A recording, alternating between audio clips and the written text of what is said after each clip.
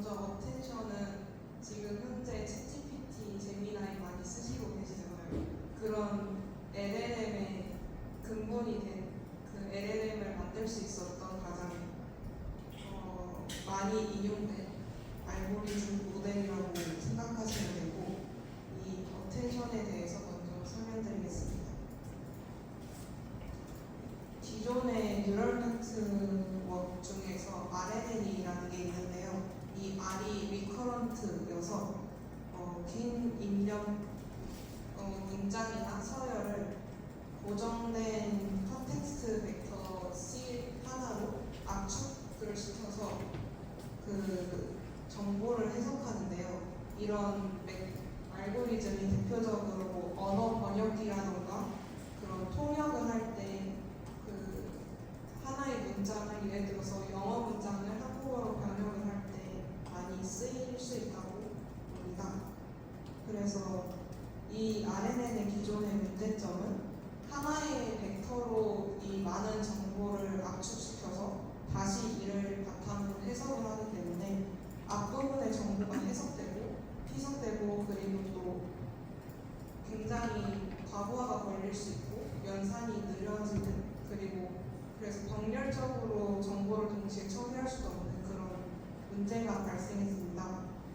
그래서 이를 보완하기 위해서 어텐션 메커니즘을 만들었는데요.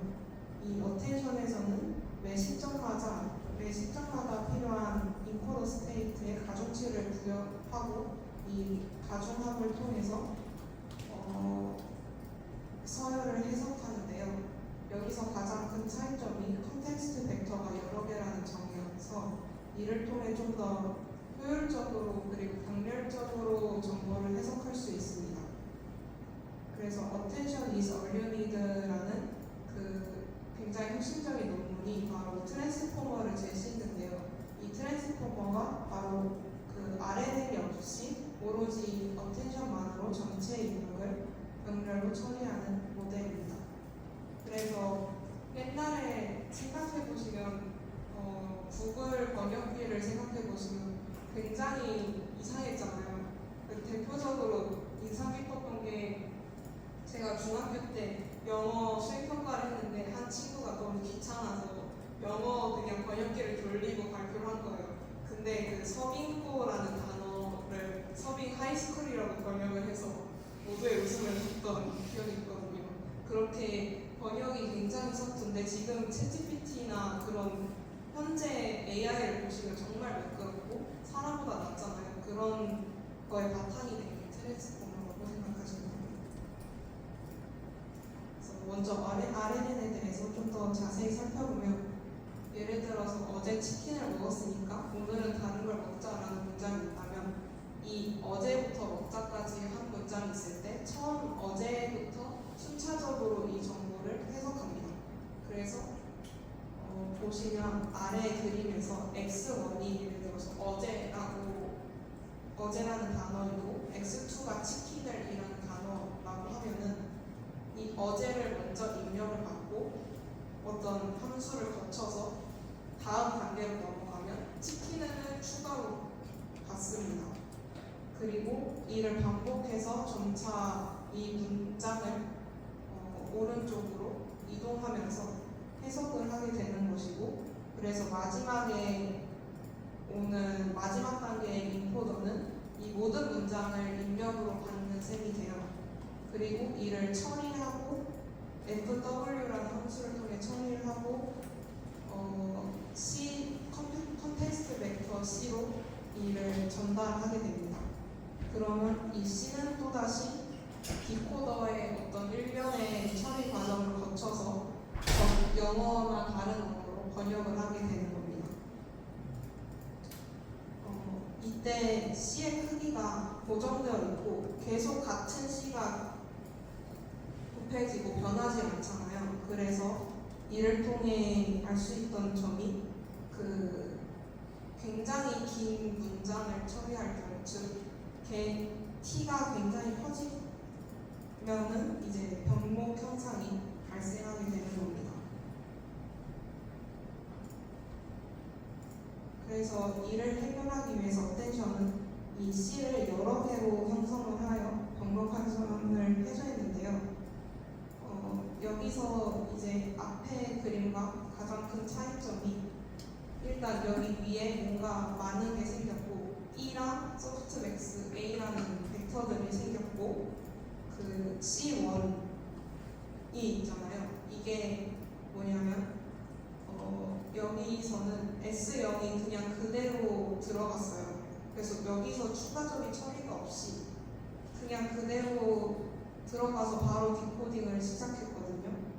근데 여기서는 H1, H2, H3, H4 이런 모든 인코더들과 S0를 함께 내적을 해서 1라는 벡터를 만들고 이를 정교화한 A를 최종적으로 얻거든요.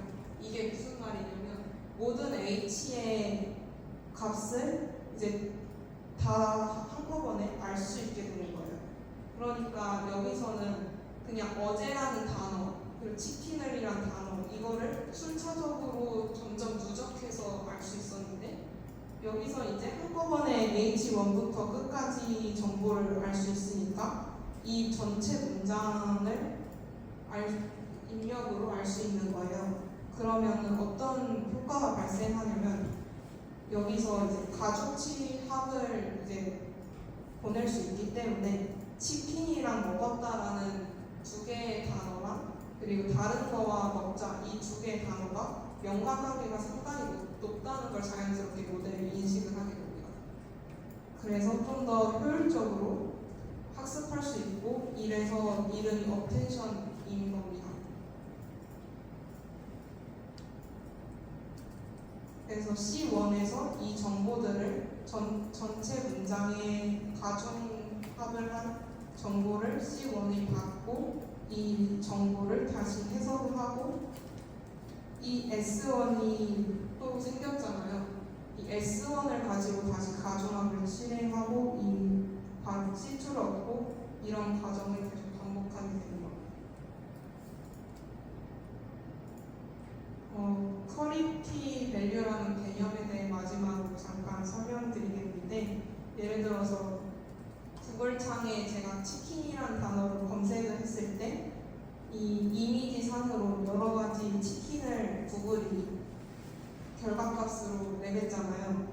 이때 어떤 메커니즘을 갖냐면 구글은 치킨과 관련된 데이터셋을 수많은 데이터셋 중에 가장 연관이 높은 치킨이라고 생각하는 게 상위권에 올라가 있을 거잖아요. 그래서 여기서 이제 제가 검색창에 입력하는 질문은 즉 치킨은 쿼리라고 볼 수 있고 이 구글이 자체적으로 가지고 있는 수많은 데이터들은 키이고 마지막으로 결과값으로 내뱉는 치킨 이미지들은 밸류라고 알 수 있습니다.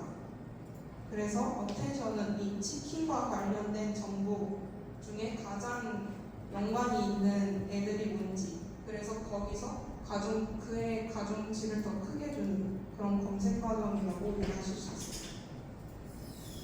그래서 어텐션 레이어를 활용해서 크로스 어텐션, 셀프 어텐션, 마스터 어텐션 등을 만들 수 있고 여기서 셀프 어텐션이 알파폴드에 나중에 활용되는 그런 대표적인 메커니즘입니다.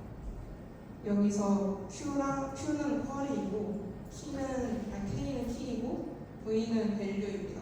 셀프 어텐션은 이 차이점이 X가 전부 다 Q랑 K랑 밸류 세 개 모두 같은 X가 입력값으로 넣어지잖아요. 그래서 셀프입니다. 여기까지 혹시 질문 있으신가요? 질문 있으시면 손 들어주시면 됩니다.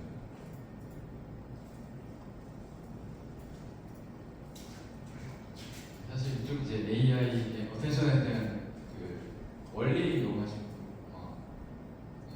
카드 연습을 잘 읽으셨어요. 읽으신 걸로 하고 뭐 질문 있으시면 들어주셔도 돼요. 나는 진행해도 돼요. 그래서 알파폴드의 의의랑 앞으로 미래에 이제 영향을 끼친 그런 알파폴드에 대해서 간단히 설명.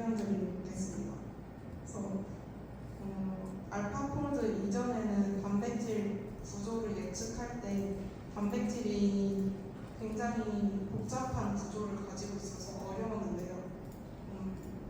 단백질은 아미노산 서열을 바탕으로 이제 3차원 구조를 형성하는 그런 생체 분자인데, 여기서 2차 구조는 헬릭스 시트 같은 경우가 있고, 이 베타 시트랑 알파 헬릭스만으로도 사실 쉽지 않은데, 얘가 또 접히고 꼬이고 상호작용을 해서 이렇게 아래 그림처럼 헤모글로빈처럼 굉장히 복잡한 3차나 4차 구조를 형성합니다. 네, 그래서 기존에는 보통 이런 단백질 구조 하나를 구명하는데 이제 박사과정 하나일 정도로 굉장히 오래 걸리고 어려운 과정이라고 합니다. 그래서 이렇게 어려운 문제를 푸는 게 모델의 성능을 테스트하는데 굉장히 좋겠죠. 그래서 2년마다 캐스프 대회를 열어서 단백질 구조를 예측하는 프로젝트를 진행했었는데, 이 캐스프 대회에서 알파폴드 모델이 1, 2가 굉장히 높은 성능을 보이면서 이제 거의 이 캐스프 대회는 의미가 없어졌거든요. 알파폴드 이후로 있긴 있지만. 그래서 이 단백질 구조를 성공적으로 예측하게 됩니다. 이를 시작으로 이제 RF 디퓨전, 볼츠 같은 단백질 구조를 디자인하거나 예측하는 모델이 나오면서 이제 혁신을 불러일으켰습니다. 이를 공로로 이제 24년 한각 작가님이 이제 노벨상 받은 해에 이제 화학 분야에서 알파폴드를 개발하신 데미스 하사비스랑 존 점퍼 분이 노벨상을 받으셨고, 데이비드 베이커 분은 이제 이 캐스프 대회나 그런 단백질 구조 예측에서 기존에 엄청 권위자시고, RF 디퓨전이나 로제타 폴드 같은 것들을 만드신 분이셔서 추가로 이제 같이 세 분이서 받으신 것입니다. 네, 추가로 서울대 화학부의 석차옥 교수님이나 아니면 생명과학부의 백민경 교수님도 이제 관련해서 권위자이고요. 그러면 왜 신약 개발에서 중요한지 간단히 언급하자면, 신약 개발의 단계는 크게 비임상과 임상 단계로 나눌 수 있는데, 임상 단계는 이제 약물을 직접 사람에 시험하는 그런 과정이고, 그 전에 이제 약물을 만들 때 어떻게 하냐면 보통 일단 질병이 뭔지 아니면 그 질병과 관련해서 어떤 타겟 단백질이나 수용체 같은 거를 정하고, 그 타겟을 어떻게 이 약물이 결합을 할지를 분석을 하게 됩니다.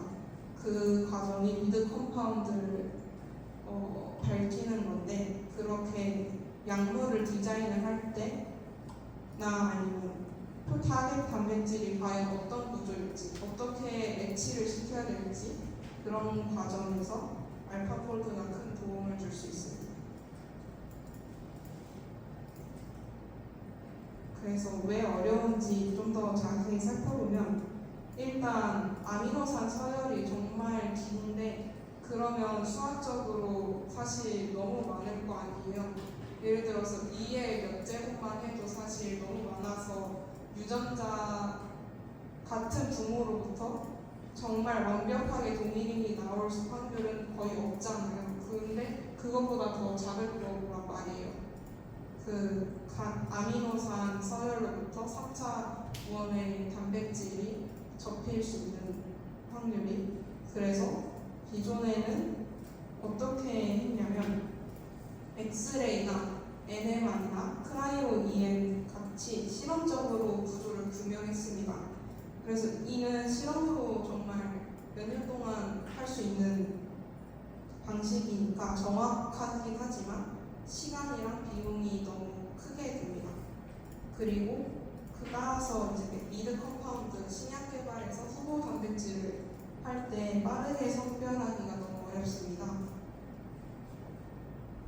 그래서 알파폴드는 이런 시간을 단축시켰는데, 크게 어텐션이 그러면 어느 부분에서 사용되었는지 살펴보면 MSA랑 페어 리프레젠테이션에 일단은 사용되었다고 볼 수 있는데 여기서 MSA는 그 다중서열 정보여서 그 다양한 다른 종들 있잖아요. 뭐 원숭이, 침팬지부터 해서 쥐, 뭐 그런 다양한 동물들이 사실 비슷한 단백질 구조를 갖고 있다고 해요. 그렇게 크게 달라지진 않는다고 해서 그 걔네들의 정보는 좀 더 쉬우니까 그 정보를 쌓아놓은 데이터가 MSA고 그 정보를 바탕으로 그 서열을 바탕으로 이제 단백질이 어느 위치가 좀 달라졌느냐 인간에 있어서 그리고 어떤 부분은 동일하느냐 다른 종과 그런 거를 알 수 있는 게 이 단계이고 그리고 페어잖아요. 그래서 두 장기 간의 서열을 바탕으로 두 장기가 어떤 위치에 있고 거리는 어느 정도 떨어져 있고 방향은 어떤지 그런 것들을 표현하는 것입니다. 여기서 이제 이 과정을 반복함으로써 좀 더 최적화된 단백질 구조를 얻을 수 있다고 볼 수 있는데 여기서 추가로 트라이앵귤러 어텐션을 활용해서 여기서는 이제 K의 장기를 거칩니다. 바로 가지 않고 K를 거쳤다 감으로써 좀 더 쉽게 조정할 수 있는 그런 알고리즘입니다. 그래서 요약하자면 그 번역기에서의 어텐션은 문장 내 단어 관계들을 살펴보는데 이 알파폴드는 단백질 안에 두 아미노산 관계를 본다고 볼 수 있습니다.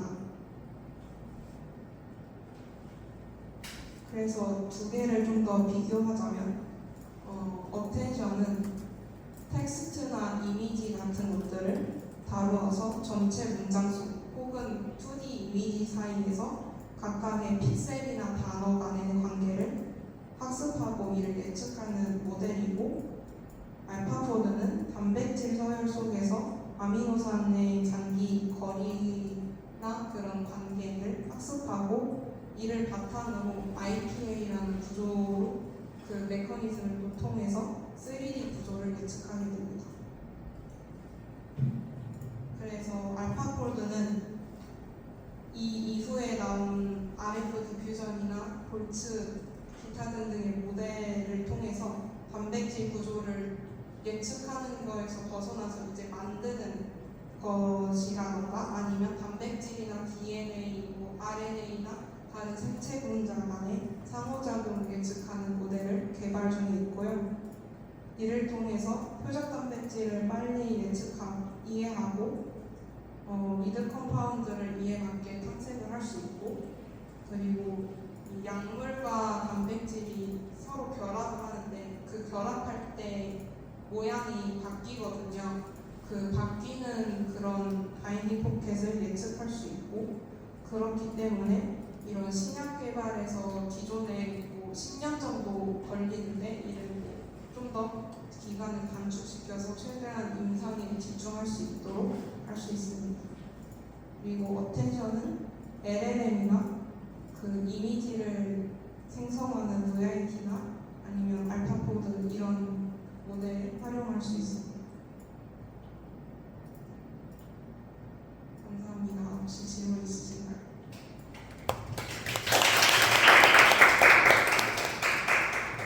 벤처이나 이제 알파폴드 다 이름만 많이 들어봤는데 잘 설명해 주셔서 정말 잘 들었습니다. 그 질의응답 시작할 거고요. 아마 편하게 손을 들어주시면 제가 가겠습니다.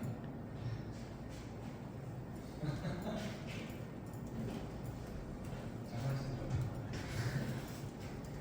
우선 발표 잘 들었고요.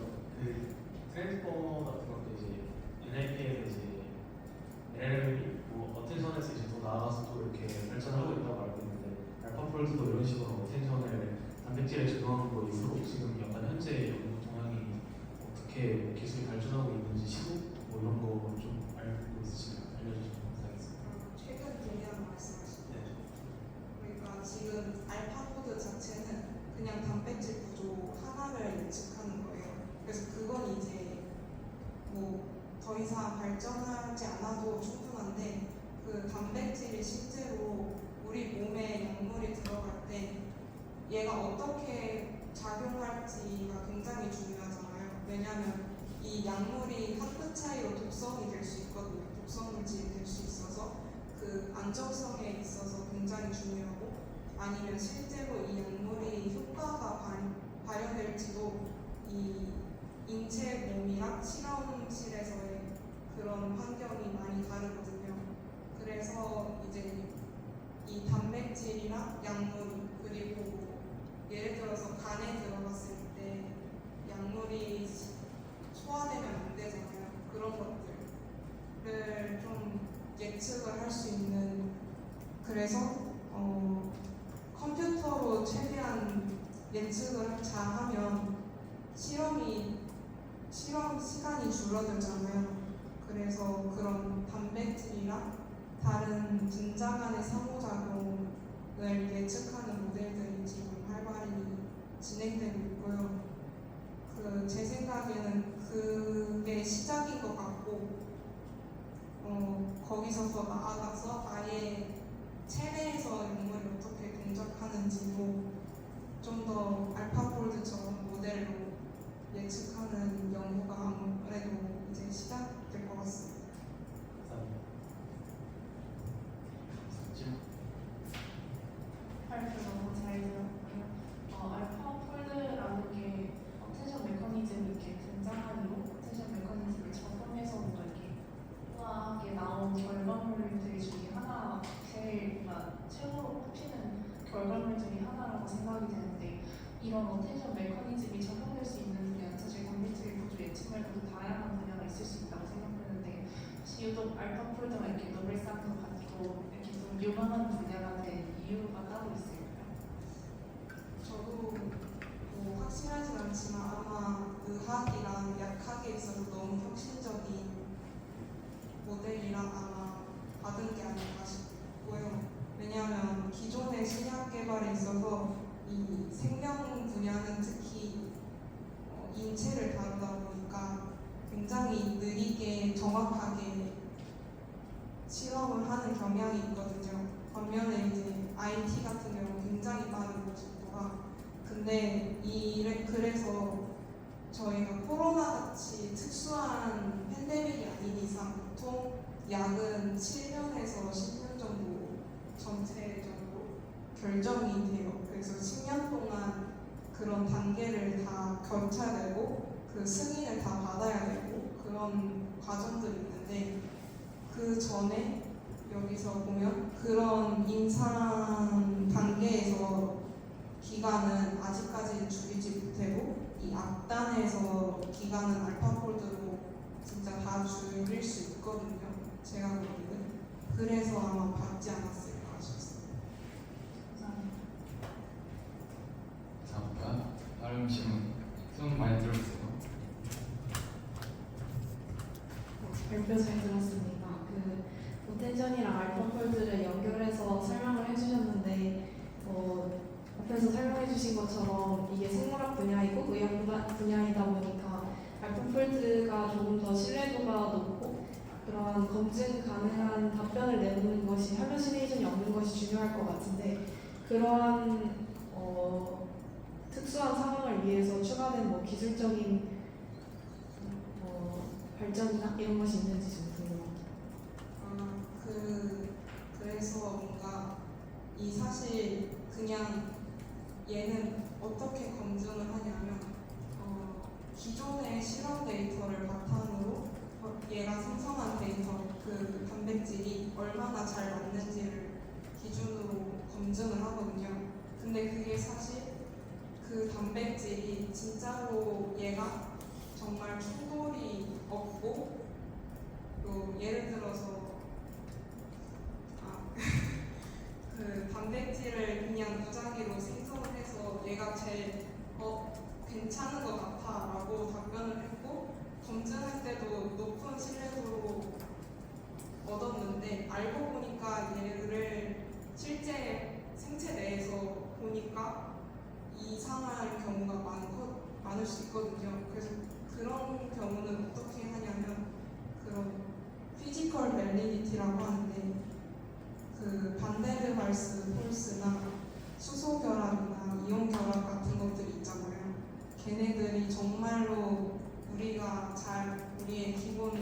수학 지식이랑 잘 맞는지 그거를 추가적으로 검증하려고 하고 있고, 아니면 애초에 처음부터 물리화학적인 그런 제약을 걸어놓은 모델 같은 것도 개발됐습니다. 그러면 배경 지식을 넣어줘서 그걸로 조금 더 걸러낸다라고 이해를 하면 돼요. 네. 그래서 그거에 장단이 있어요. 그래서 적절히 조절을 하면서 하면 이제 볼츠같이 좋은 모델이 되고, 거기서 또 한계를 발견해서 더 나아갈 수 있는 것 같습니다. 감사합니다. 네, 잘 들었습니다. 또 다른 질문 있을까요? 질문 없어요? 질문 없어요? 그 비슷한 질문이긴 한데 아까 그 캐스트 대회에서 단백질 구조 예측 성공률이 거의 포화 수준이어서 크게 의미가 없다고 하셨는데, 근데 그게 아무리 그러니까 오류율이 낮더라도 대량의 구조를 예측하면 그런 어느 정도는 실패한 케이스가 생긴다는 의미잖아요. 그러니까 이 구조를 사용할 때 아까 구조를 실제로 사람이 예측을 하려면 박사 논문을 쓰는 정도로 오랜 시간이 필요하다고 하셨는데, 그럼 결국 이런 AI 툴을 사용해서 예측을 하더라도 최종 검증은 사람이 다시 해야 되는 것인지가 궁금합니다.